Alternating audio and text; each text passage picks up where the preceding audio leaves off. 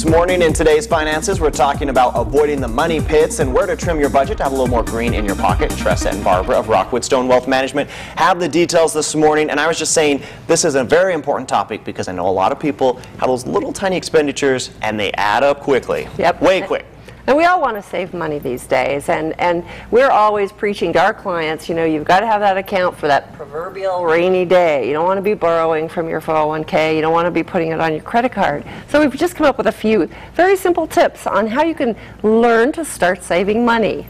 You know, one of the things that we tell our clients is if we're going to try and find places to save our money, the first thing we need to do is track every single dollar that we spend for a complete month. And that seems kind of like a tedious task. It is, indeed. I mean, you're going to walk around with a journal. People are going to think you're obsessive compulsive. But if you track every single dollar that you spend, you'll be able to identify where the money is going and then maybe redirect it to savings accounts of some sort. One of the things that we found, one of the biggest money pits we found were regular restaurant goers.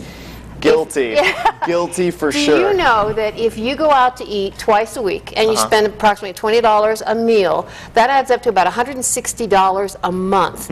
If you took that $160 and put it into a growth fund that averaged about 8% annually as a return, in 20 years that would have grown to $91,000. Don't even tell me these kind of things. This is just, it makes me feel guilty about something. Also, a lot of people guilty of grabbing that morning latte. I know that some people around here in our studio today are guilty of just going out and just grabbing something like that. Oh, love your latte? If you could just do away with 2 specialty coffee drinks a week, that works out to be about $31 a month.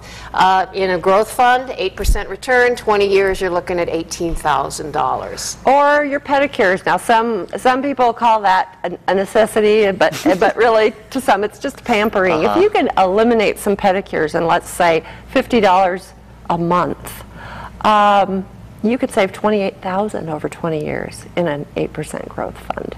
So another thing is have a splurge purge. You know, if you want to really start saving, take a month and say, I'm going to purge my splurges this month. And instead of running to the grocery store for that one ingredient, for that one special meal, really try to concentrate on all that stuff that's in your freezer and in your cupboards and empty it. Instead of going to the restaurant that month, try to think about, gosh, the Netflix and the pizza at home.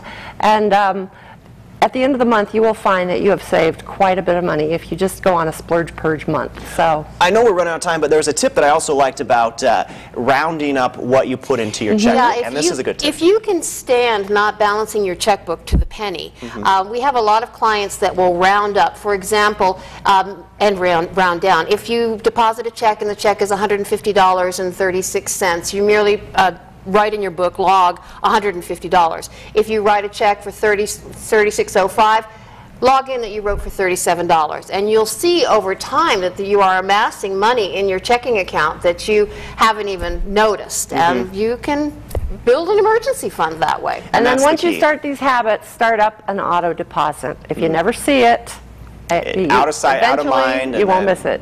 Well, Barbara and Tressa, we appreciate both of you waking up with us this morning. Some great advice, and a lot of people out there are feeling a little guilty about how they're spending, but good advice to get people on the right track towards